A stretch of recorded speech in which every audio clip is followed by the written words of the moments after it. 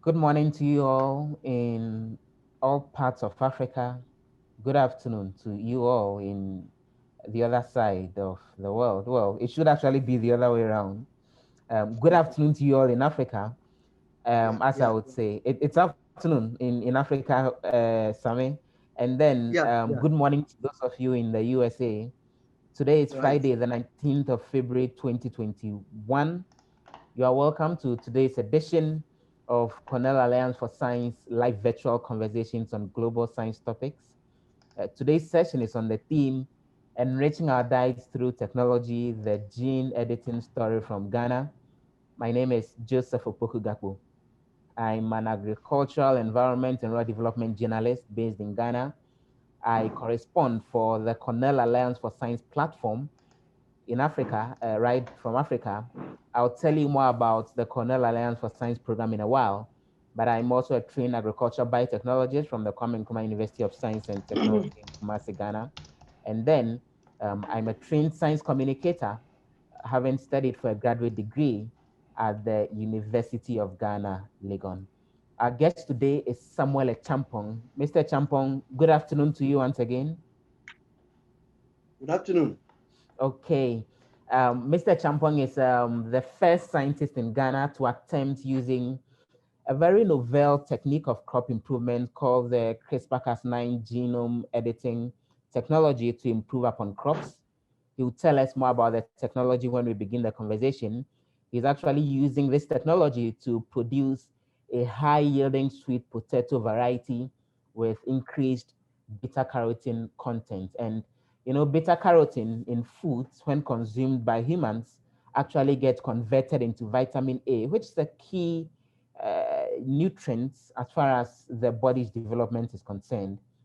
I visited Samuel's lab at the Department of Molecular Biology and Biotechnology at the third biggest university in Ghana, that's the University of Cape Coast, to see the work that he's doing there. And Samuel, I must say that I was really impressed with all the efforts that yourself and your colleagues are making, despite Thank all you. the limited resources and how Yeah, small the lab is. We'll yeah. delve into a bit of that as well a little later in the conversation. But then Samuel actually hails from the Ashanti region of Ghana. His family did some cultivation of cassava, yams, plantains, tomato, pepper, and other crops whilst he Yeah. grew up. He got interested in various technologies, including the genome editing technology, while pursuing studies at the North Carolina State University. And he is currently doing his PhD back in Ghana at the University of Cape Coast. He um, is actually a BOLAC, a higher education for agricultural research and development scholar. And this program actually provides some support for students to build their capacity when it comes to agriculture. Again, Samuel will tell us more about that in a while. But before we begin the conversation with Samuel, let me tell you a bit more about the Alliance for Science. Alliance for Science, we're actually a global science communication initiative that's comprised of organizations and committed champions who are driven to improve access to agricultural biotechnology innovation that can actually support environmental sustainability and also improve lives globally. As reflected in our mission statements, we actually seek to promote access to various scientific innovations as a means of enhancing food security and also raising the quality of life globally. And to meet some of these goals, we actually work at building a global network and an international alliance of partners who believe in this common mission of solving global hunger issues by leveraging on advances in food technologies, including agricultural biotechnology and other tools. And so what we've been doing is that the Alliance for Science has been building this global platform of advocates and empowering that network through communications and trainings going forward to help tell stories and engage in other networking activities to help improve upon lives globally. And over the past 5 years, the Cornell Alliance for Science has actually, modeled its operations based on three strong values: justice, evidence, and agency. And since our founding in 2014, we've actually gone ahead to build an alliance of more than 15,000 science allies from all over the world. And we've actually been engaging in various training programs and communication initiatives as part of efforts to get some of these goals achieved. And so, Samuel, many thanks for agreeing to be part of this conversation, which, as Thank I you. indicated, is on the theme improving upon the quality of our diets based on the work that you're doing when it comes to gene editing. And so, to begin the conversation, Samuel, tell us a bit more about yourself, your life growing up, and your education, and what you're doing currently at the University of Cape Coast. And then we could take up the rest of the conversation from there. Okay. Thank you, Joseph, for the opportunity. And thank you too for visiting our lab. Okay, briefly, I'm Samuel Acheampong. I hail from the Ashanti region of Ghana. My hometown is a small village near Obuasi, where the largest gold mine is in Ghana. So I grew up, the name of the village is Abu Samson. I grew up with my mother and my aunties and my grandparents. Excuse me. And we were farmers. My father was a teacher, but he traveled and he wasn't around. So I grew up with my mother, basically. Yeah. So after basic education, I had my secondary education at Bekwai, SDA Secondary School, Bekwai. And then from there, I went to the teacher training college. I became a teacher, professional teacher, taught kids for a while, and then I decided to further my studies. I love technology. So when I was coming here, basically when I was coming to the University of Cape Coast, I wanted to do computer science. At that time, 2004, thereabout, computer science was great, innovations, but I didn't get opportunity for computer science. So they threw me somewhere at biological science. And fortunately, yes, I grabbed the opportunity to pursue biological science, and I specialized in molecular biology and biotechnology. Though biology was not my field of choice, I did well. I obtained a first class from University of Cape Coast. So I like technology. In fact, I like applying, innovations, technology to enhance, whatever we do. If you are farming, if you are building, whatever you do. Nowadays, if you go to Kumasi, Accra, and all the big cities, look at how people are building. You see, people no longer carry concrete on their heads. We have machines. So these are the things that I want to see. People using technology, innovations in whatever we do. So as a biologist, I decided to, go into agriculture. How I can, also contribute using new technology and new innovations to contribute in food production. We have, as we are aware, there are so many challenges in our food production system in Ghana. Our yields are very low as compared to the yields that are realized elsewhere across the globe. And then to many of our staple food crops, the nutrient content is low. So if you can do something about it, I think it will help us a lot. So I decided to specialize in molecular biology and biotechnology at the bachelor level. So after the bachelor, I was invited to serve as a TA in my department. So I responded to the call, and then after my TA, I was employed as a research assistant. And as far as I was doing I was working as a research assistant, I took opportunity to pursue a master's study. So I graduated with MPhil also from the same University of Cape Coast. So I got opportunity, a fellowship, to travel to North Carolina for further studies. For a PhD, it was for a PhD program. The program that I pursued, genome editing, it was very new to me, and I had to do so many things, learn so many things, and then also, sequence some genes, which I did successfully. Tell us more So, about that technology. So the CRISPR-Cas9 genome editing technology, which is what you're working with now, back in your lab at the University of Cape Coast on sweet potato. Briefly, what exactly is that okay, technology so all about? all right, so you see, scientists, farmers, in fact, farmers are also scientists. Over the years, they have been applying different technology to improve food production. For example, they selected seeds, and they knew the kinds of seeds they should select for the next cropping season. So they have been doing this. So we have been applying technology. We know about grafting. We cut one part of a plant, we place it on another species or another variety to give us, a combination of, traits. And then there was crossing. We cross pollen grains from one plant to another. So we have been practicing and practicing. However, there were challenges with all of these technologies. So farmers and scientists have always been trying to improve the way we can, go about doing our things. So there was this technology that was discovered in bacteria, which is called the CRISPR-Cas system. That's a long this thing, but let's maintain the CRISPR for now, without going into details about the really. So the CRISPR-Cas system was discovered in bacteria, and it was realized that bacteria, they use it to cut DNA of invading viruses.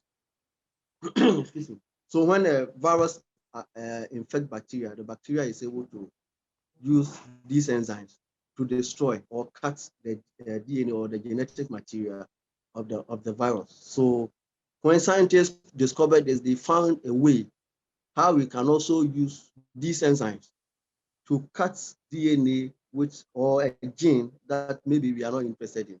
If we have a gene and maybe the quality, we want to make changes, there should be a way that we can also maybe use these enzymes to destroy or cut or to repair the DNA that we are interested in. So basically, the CRISPR-Cas system is a set of, it's a new technology that we can use to make some changes in the DNA, and the change is very specific. Sure. It's very specific. And with the work that you've been doing, you've been doing at your laboratory at the University of Cape Coast over the last 1 year or so, what specifically are you seeking to use this technology to achieve with the sweet potato that you're working on?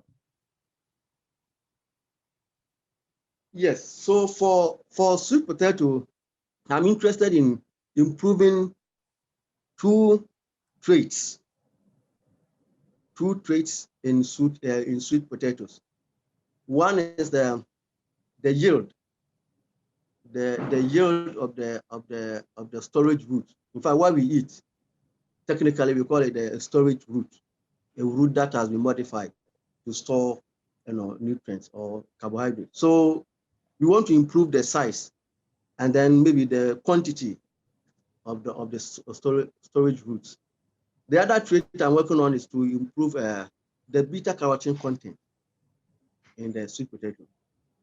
In Africa, I haven't traveled much across Africa, but my interactions that I have with colleagues, most of varieties of sweet potatoes are all white flesh. If you look at the varieties, they are white. As compared to sweet potato varieties that you see in the US. In the US, when you mention sweet potato, we are likely to see something orange in color. But over here, when you mention sweet potato, we see something white. The white implies that it has low beta carotene content. Those that have high beta carotene content, they have the orange flesh color. So we want to find a way to improve the beta carotene content in our local varieties. In fact, beta carotene is important to us because when animals consume beta carotene, our bodies are able to convert the beta carotene into vitamin A. And for over the years, vitamin A deficiency It's a major issue. It's a major health issue in Ghana. So if we can improve vitamin A content in sweet potato, it will go a long way to improve our health. And that would help save situations of child blindness, as we've seen in Exactly. some countries among Yes, children, I can conclude. of course. Obviously, as a scientist, this for you will be very important, that you'll be able to save the lives of thousands of children across the developing world. There is the estimation Yes, that more than yeah. 250,000 children suffer such ninth blindness as a result of That blindness, vitamin yeah. A deficiency. Yeah. How satisfying would that be for you if, at least in Ghana, the sweet potato you help produce is able to deal with some of those instances in children eventually? Okay, thank you. Currently, it hasn't been proven that we can use the genome editing to improve the beta carotene content. So if I'm able to do it, even just in one variety, it will pave the way. Even though it may be in Ghana here alone, the variety may be grown or adapted to Ghana alone, but it will pave the way for people to know that yes, this technology is available, we can use it, it has been proven, and we should start using it. So maybe people all over the world will also start using it. When do you envisage that it may be possible to finally finish work on this product in order for the people of Ghana to possibly have it?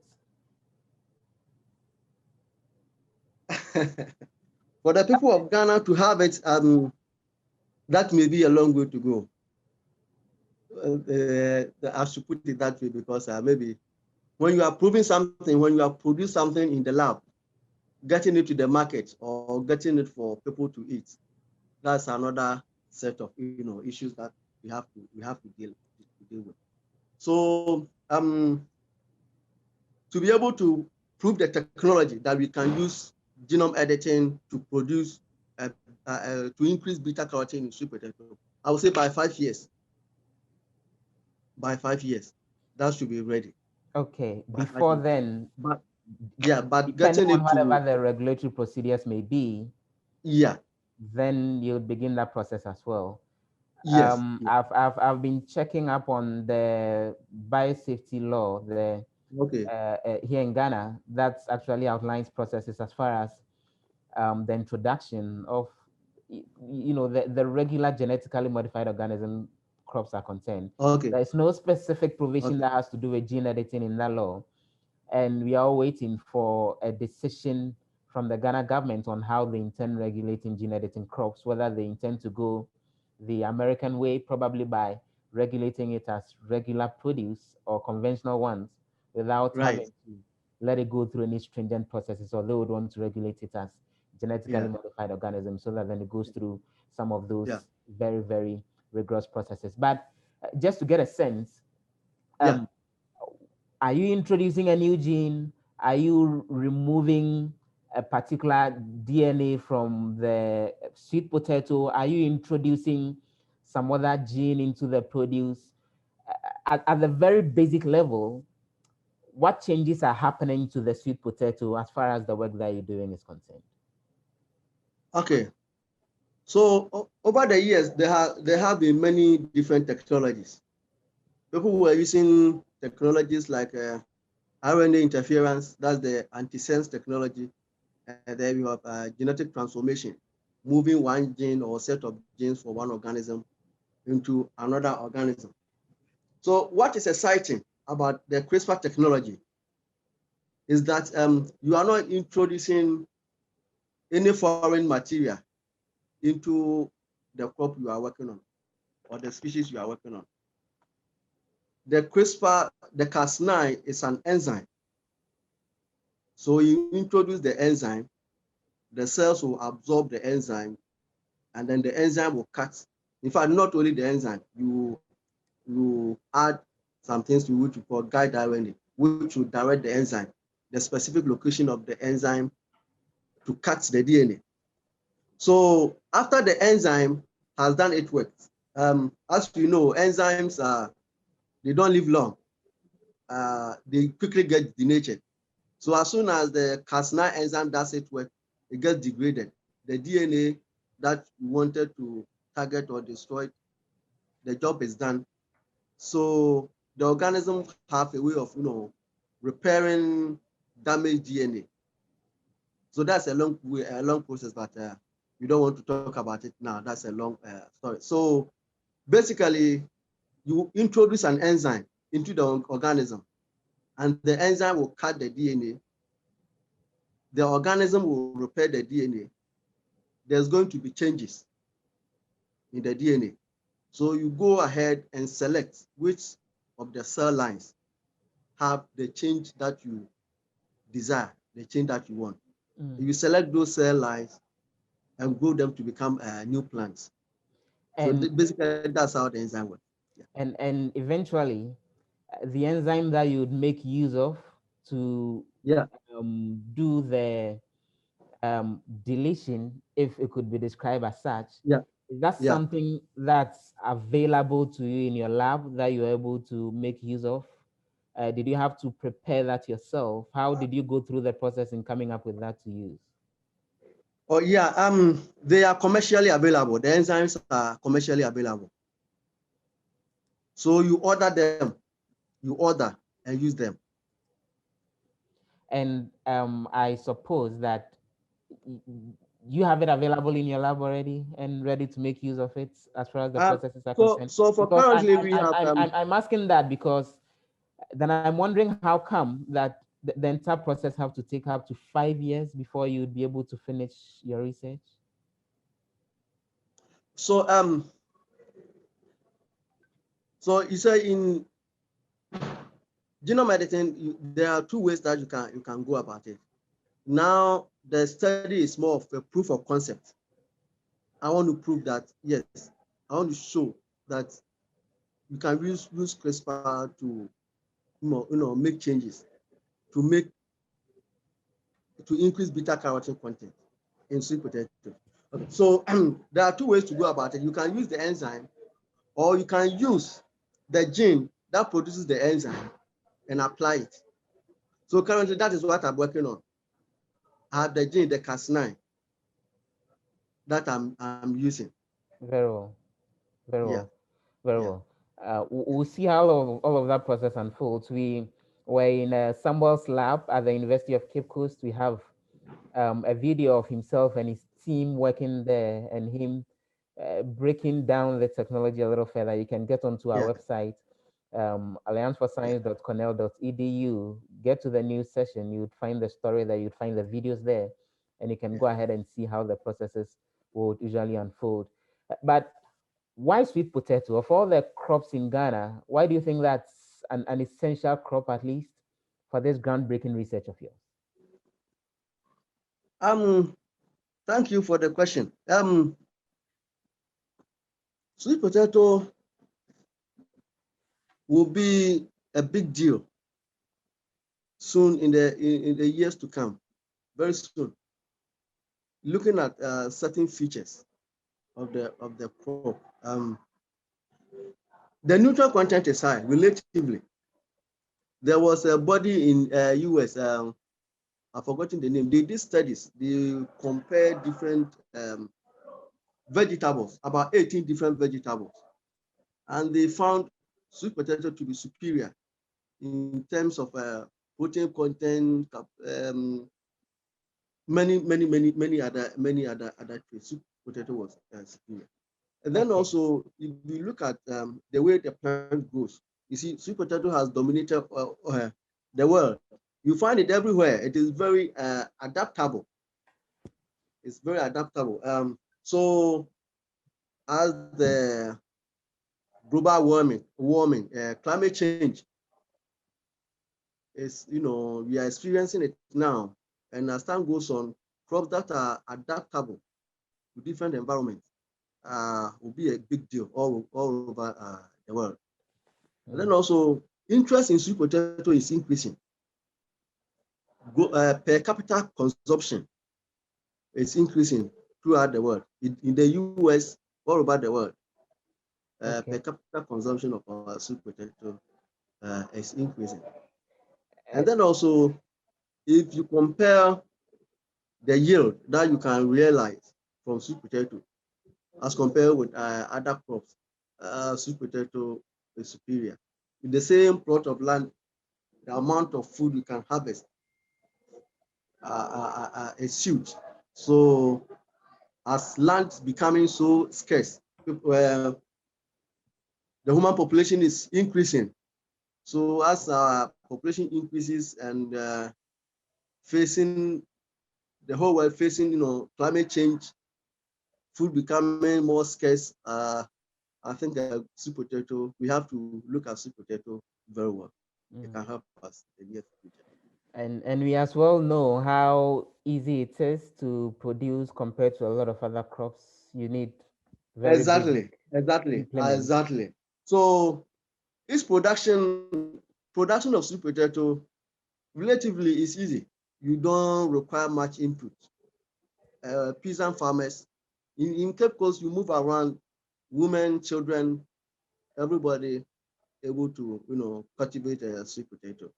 So you don't require sophisticated input for its production, and that makes sweet potato unique, How do especially in you the developing countries. how do you envisage the ordinary farmer in Ghana will respond to such a variety when you eventually are successful in getting it introduced onto the market? Will they accept it? There is the conversation around technophobia and all. Do you get a sense that may change with Yeah. your product that you would eventually get out? One thing I've realized from farmers is that farmers they love technology. When you are able to, when you introduce something new, the farmers easily accept it. But sometimes the general public, sometimes they move about and tell them so many things. I've interacted with some few farmers and the way they love the technology. In fact, currently we have one uh, variety which is orange, orange flesh. We call it apomodin because of its health benefits. We call it apomodin. In our local dialect means good health. So the people love it. They easily accepted it. However, because of some characteristics of that variety, they couldn't continue with it because that variety is very soft. Technically, we say it has low dry matter content. So the people don't like it. When I heard about that variety, I myself, at that time, I hadn't even started genome editing. I bought some. My family, the first day we enjoyed it, the second day we enjoyed it, the third time, we're not much enthused about it. Yeah, you see, Ghana, we have our unique taste. We want things that are firm, food crops that are what we call hard dry matter. So if it is very soft, if it is watery, now look at that, they'll say just look watery. People will not continue. So that was the main challenge that the accommodation face in Ghana. But So if you can, yeah, but what stops you from using what is usually described as the traditional breeding methods to move the traits from that orange fleshed yeah, variety that you yeah, have, which the people don't like, into yeah. the more liked variety, to the extent that you wouldn't do that, and rather you would want to use gene editing in order to be able to do that? Yeah, good question. So over many years, we have local breeders, crop research, and other research institutions. They have been trying to improve the trait, improve the beta carotene, and then those with beta carotene improve the dry matter content. But there's something we call linkage drag. Like some traits are associated, they are so close together, so they always move together.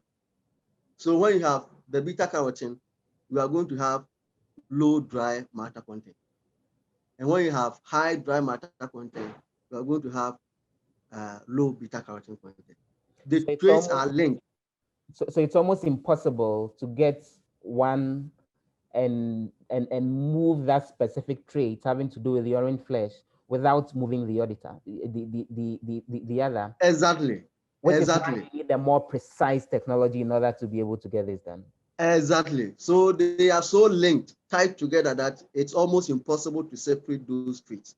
So we need a new technology to help us do that. So And the traditional breeding is difficult to achieve that.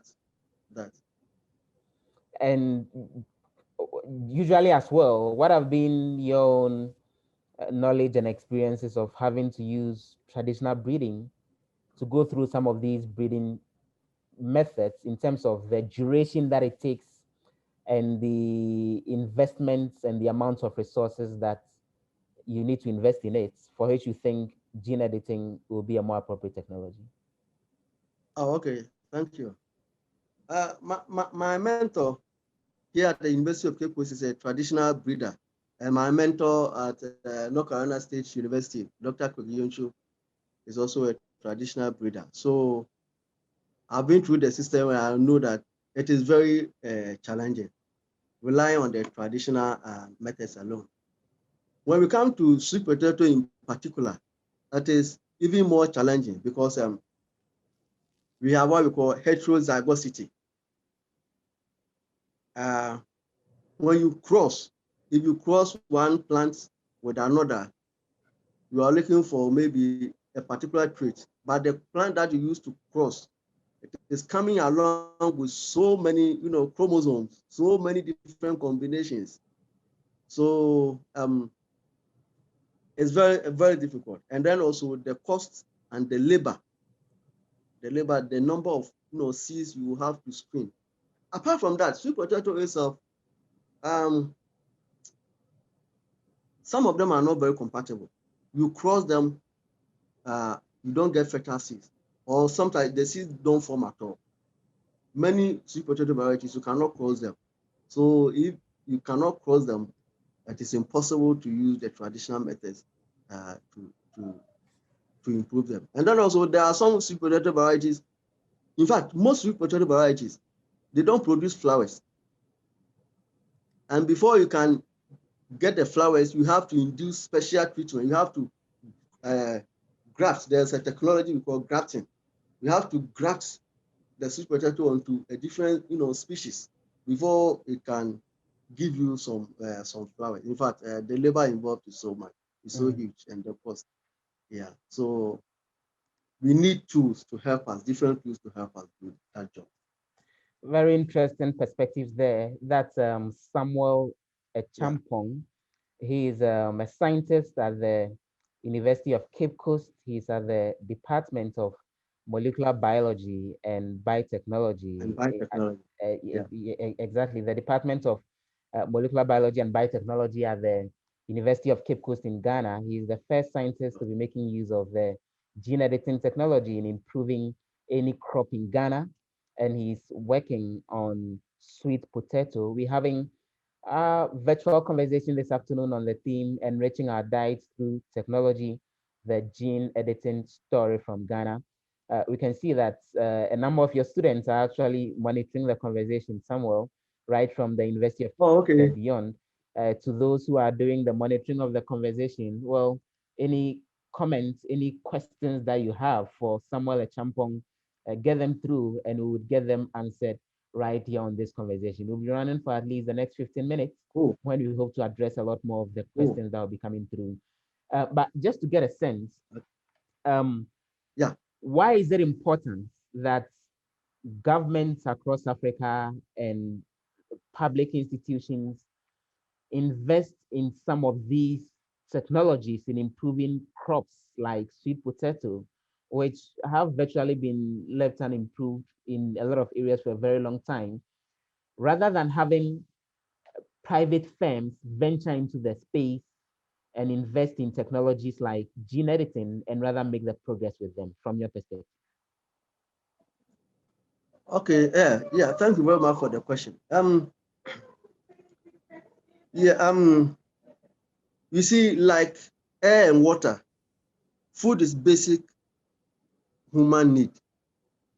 So government should do whatever is possible to help scientists to improve the food that we have. In fact, you cannot sit down waiting for the world to come to you. You have to also do something. And when the private sector comes in, the private man is coming with interest in mind. And already there were some companies which came in biotechnology. We have Monsanto who came in to help, but the public perception about GM and those things make Monsanto even withdraw from the GM technology. You see, so if government comes in and if government sponsors scientists to research to produce new crops, I think public perception will be different. The public will accept it more rather than somebody, a private person, doing something and coming to sell for money, for profit. The perception will be different. So I think government should come in, government all over the world should come in, sponsor scientists to use this technology so that the perception can change. So that beyond the work that this can be used in terms of improving upon sweet potato, which other areas and which other food crops do you think that it may be possible to apply this same CRISPR-Cas9 gene editing technology to use in improving upon those crops for the benefit of Ghanaians and Africans generally going forward? That's if the work that you're doing is successful. Oh, okay. So at the University of Cape Coast, we are working seriously on cowpea, Vigna. Last year, we released about 7 varieties of cowpea, which we use the traditional methods. We develop varieties that are resistant to the witch weed, the parasitic weed. So the next step is to improve the seed size. We are working on that using the traditional technology. Our next goal, when the sweet potato work is successful, then we will venture into the cowpea breeding to improve certain traits. For example, iron, Fe. Iron deficiency anemia is a big health issue in Ghana. But there are some genes we can edit to improve the iron content in food crops. So we will begin with vegan cowpea. In fact, not only cowpea, there are so many plants that we are interested in. But it all boils down to getting support, financial support. Currently, the lab that I'm working in, we have undergraduates, everybody coming there to work. Sometimes it's a challenge. So if government can support, the government is doing what it can, but I think Oliver Twist will always ask for more. You know, So, in some of those crops, the issue with nitrogen fixing in some of these crops has also been a big deal over the years. Is that as well something that this technology could possibly help deal with going forward, you envisage? Yeah, there are certain traits that we can improve using genome editing, and sometimes we can also use the transgenic technology as well. Currently, we have been using we can incorporate there certain kinds of fungi. As a new technology, there are some fungal genes that we can incorporate to make them able to increase nitrogen content. It's not only nitrogen, even phosphorus. Phosphorus is so limited, and all of these things we can design, or we can engineer, modify the plants or improve them so that they will be more efficient in the use of nitrogen and phosphorus. Even water is becoming scarce all over the world. So if we can produce plants that are more efficient in the use of water use efficiency, if we can improve all these traits, and we can use genome editing to improve these traits in crops. So it's not only sweet potato, not only on cowpea, but so many other plant varieties. And tell us more about the lab in which you're getting this work done. Is it so much of a hugely sophisticated one that's on a regular day? Without big investments, you will not be able to roll out such a CRISPR-Cas genome editing technology in using? Or Can you come again, please? so then I'm asking that in terms of the kinds of tools and Please come in. equipment you need in order to Yeah. ensure the success of the gene editing technology, Yeah. how high or low is the standard, using your lab as an example? How high and low? That's quite difficult to state, but So essentially, what kind of tools will you need in your lab in order to be able to do gene editing, which makes you think that it's yeah. a technique that you are capable of handling Okay. right in your lab at the University Okay. of Cape Town? Yeah. So for gene editing, we need sequencing. We need sometimes if you are successful in gene editing, you need to sequence the genome or the genes that you are working on to make sure that you have the right type of change, the expected type of change. In fact, before you can select the plant that you are looking for. In fact,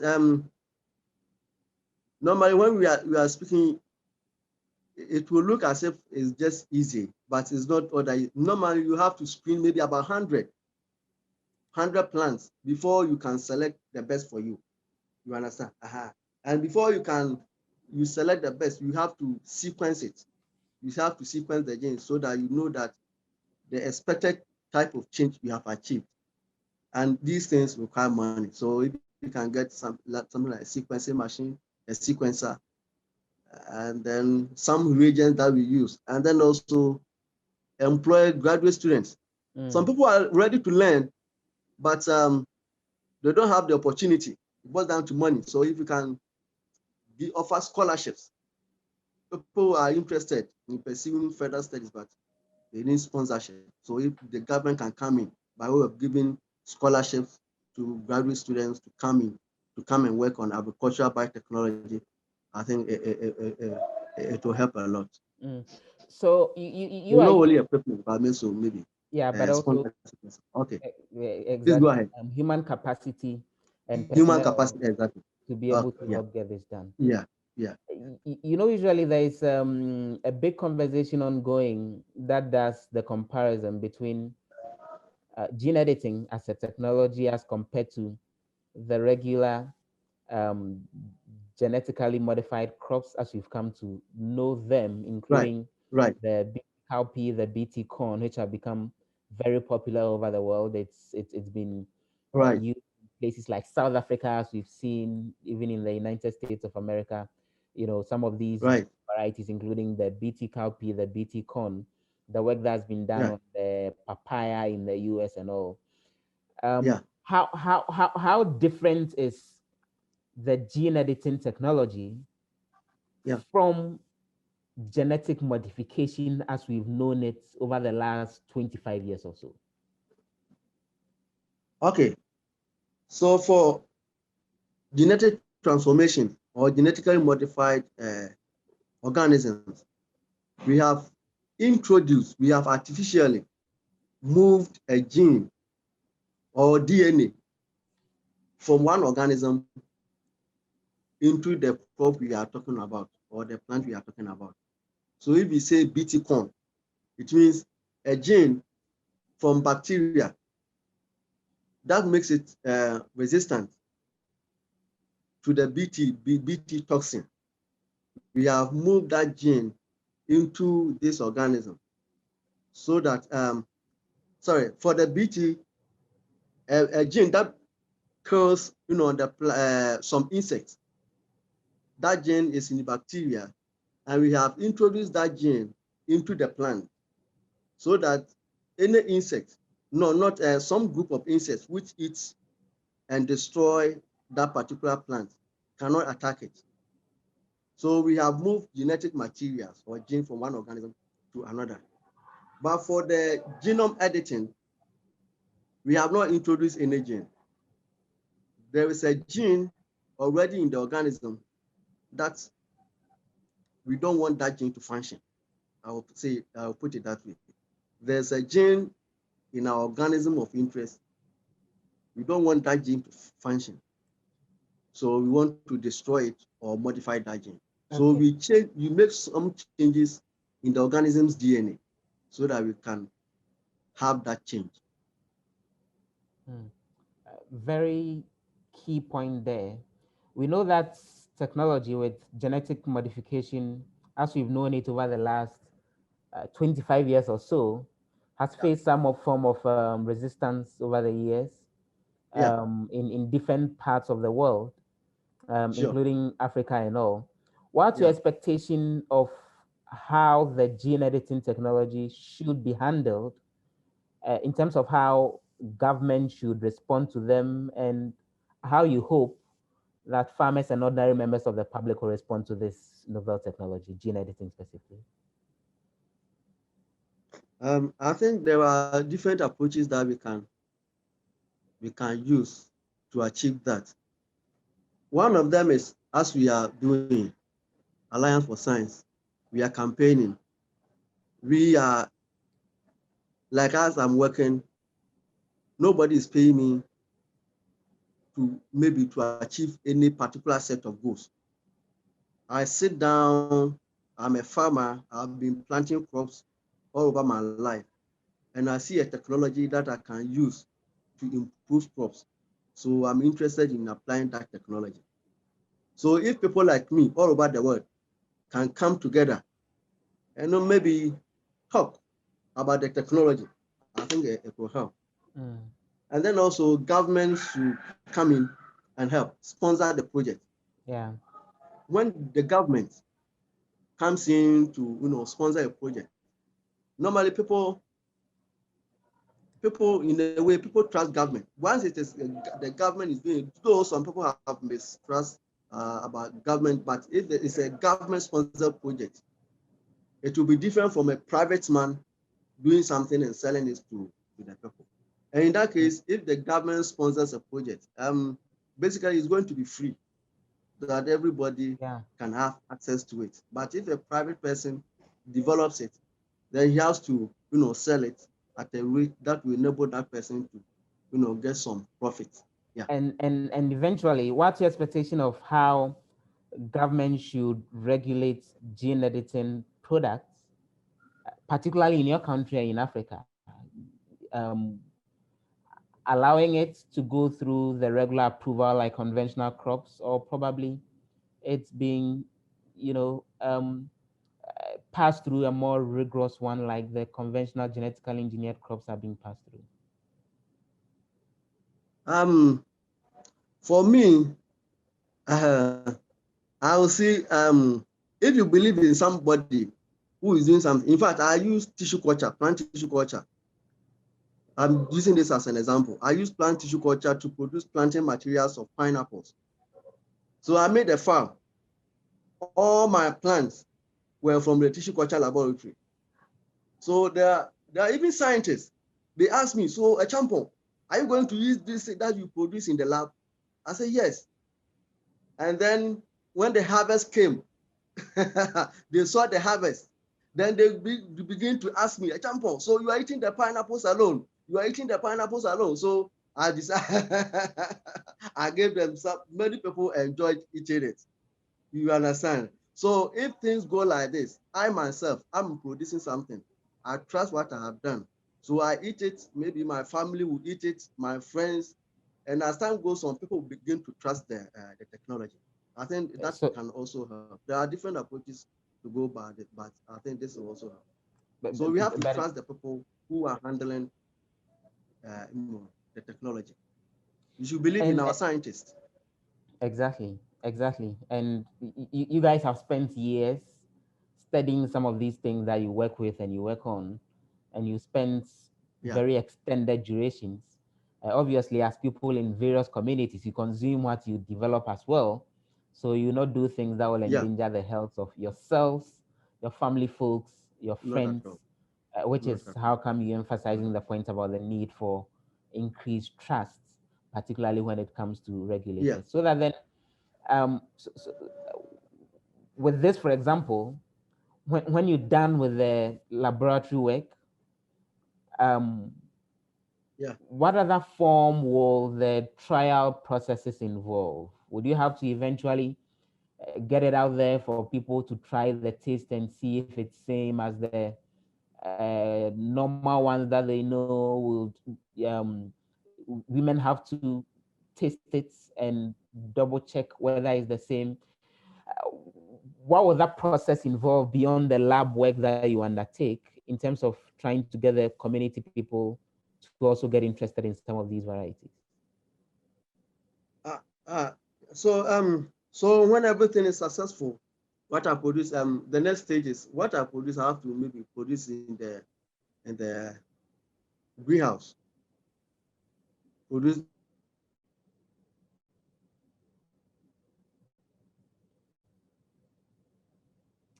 Well, so that's Samuel Acheampong there. He's Ghana's first gene editing scientist, speaking to us right from Accra, Ghana. Well, he's actually in Cape Coast, Ghana. Cape Coast is like almost 2 hours drive from the capital city, Accra. His line is giving us a little difficulty there, connecting to him right in Cape Coast. And he's been telling us a lot. He's been telling us about the work that himself and his colleagues have been doing at the Department of Molecular Biology and Biotechnology at the University of Cape Coast to use the gene editing technology to produce this very improved variety of cowpea. Well, not cowpea, but essentially he says later they can expand it to cowpea, but the focus of his research has actually been on sweet potato, improving sweet potato varieties and increasing the content of beta carotene, which when consumed would eventually give humans more vitamin A and avoid diseases in children like night blindness and all. He's also been telling us also about the specific processes that this work that he's doing will go through over the next few years. He envisages that it could take him up to 5 years to get this particular product out of the laboratory and out of all the research processes before even a regulatory approval process begins. So a way to see how he would go forward with that. He's also been telling us about how he thinks that this technology is actually less difficult and is much more simple compared to other processes of crop improvement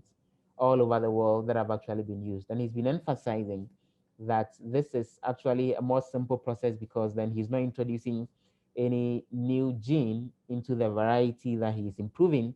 All he's doing is doing some deleting of unwanted traits as far as that particular variety is concerned. He's been telling us all about that. As I indicated earlier, we visited his lab on the campus of the University of Cape Coast in Ghana. He showed us how the processes would usually unfold. He opened up his lab for us to actually tell the stories from there. When you log onto our website, that's allianceforscience.cornell.edu, you can read the story and go ahead and watch the video of the work that Samuel Acheampong has actually been doing there. He's joining us back. I would ask him for his final words, even as we conclude this conversation on this. Samuel, what will be your concluding thoughts, even as we finish up with the conversation now that we have you back on the line? Okay, yeah. Sorry for the interruption, a break. So one, I will like to say that we should believe in our scientists. We should believe in our scientists. We should believe in what they say. And then also, government is doing what they can, but we need more support from them so that we can do better. Many thanks for making time to join us for this very interesting conversation. Samuel Acheampong is Thank you with too. the University of Cape Coast. He's been actually working on Ghana's first ever gene editing variety when it comes to sweet potato, telling us more about all the processes that you have to go through in order to get that particular produce. And many thanks for joining us. You can connect with us more. You can get onto our website allianceforscience.cornell.edu to read more about all that we're doing at the Cornell Alliance for Science. You can connect with us on Twitter at Science Ally. You can connect with us on Facebook, also on Science at Science Ally, and you can connect with us as well on YouTube at Science Ally, equally on Instagram at Science Ally, and also on Instagram at Eat Modified, in order to express your thoughts and share your own views on some of these conversations happening around improved technology, right when it comes to agricultural production generally. My name is Joseph Opoku Gakpo. I'm a science journalist based in Accra, Ghana. We'll meet again in the next few days, some other time, as we discuss more science-focused topics when it comes to agriculture and when it comes to global development. But for now, many thanks for joining us. Bye.